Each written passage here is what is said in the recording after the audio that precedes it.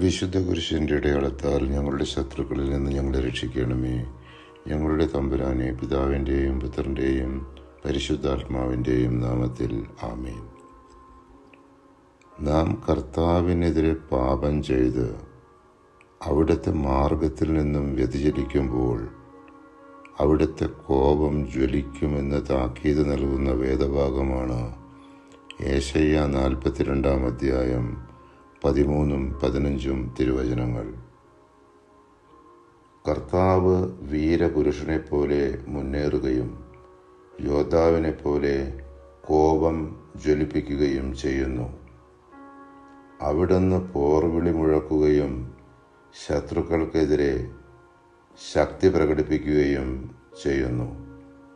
പർവ്വതങ്ങളും കുന്നുകളും ഞാൻ തരിശാക്കുകയും അതിലെ സസ്യങ്ങളെ ഉണക്കിക്കളയുകയും ചെയ്യും.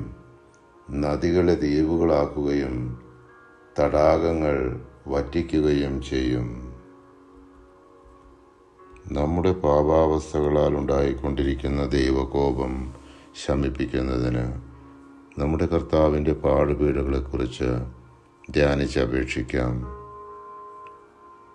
അനാദിപിതാവായ സർവേശ്വര, അങ്ങേ തിരുക്കുമാരൻ കൽത്തൂണിൽ കെട്ടപ്പെട്ട് അനുഭവിച്ച അടികളെ തൃക്കൺ പാർത്ത് ഞങ്ങളുടെ പാപങ്ങളൊക്കെയും പുറത്ത് ഞങ്ങളുടെ ആത്മശരീരങ്ങളിൽ നിന്നും അങ്ങേ കോപത്തെ നീക്കിയരുളേണമേ.